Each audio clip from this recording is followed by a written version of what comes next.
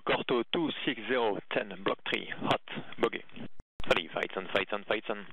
Ready, single group, Corto 040, 6, block 3. Bien que complexe, ce dialogue est pourtant parfaitement compréhensible par les pilotes et les OPC 3D qui sont des experts dans le domaine de la défense aérienne.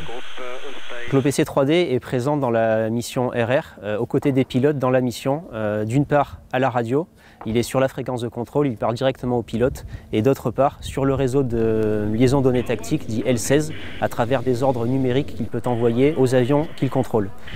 Il a un rôle dans la chaîne d'identification et de classification de l'ensemble des pistes air qui sont détectées. Et enfin, il a un rôle de sécurité puisqu'il est capable de connaître la position et l'altitude des différents mobiles et de donner des ordres d'évitement aux avions pour éviter qu'ils ne se rendent dedans.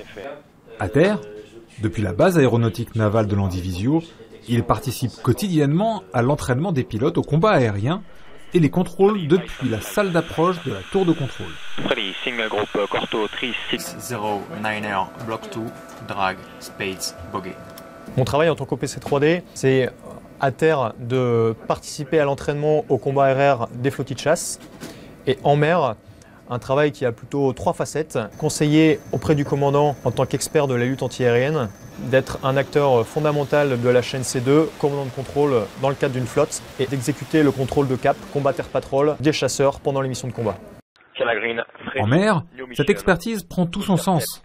Les OPC 3D sont intégrés aux états-majors des bateaux et exercent depuis le central opération. L'OPC 3D est intimement lié à l'élément de la CAP, la Combat Air Patrol, qui est constituée par les chasseurs fournis soit par le porte-avions, soit éventuellement par des aéronefs basés à terre. L'OPC 3D est un maillon essentiel puisque c'est lui qui va contrôler les chasseurs. Et les chasseurs, c'est notre rideau le plus efficace en termes de défense aérienne.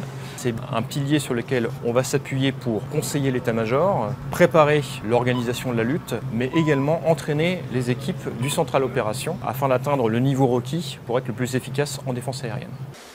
La formation OPC 3D dure 1 an, elle se déroule en 2 phases. Une première partie dans l'armée de l'air qui constitue tout ce qui est le contrôle en route, une partie fondamentale pour assurer la sécurité des aéronefs, et une deuxième partie tactique au sein de la Marine nationale qui permet d'exercer toutes les fonctions du contrôleur pendant les missions de combat aérien.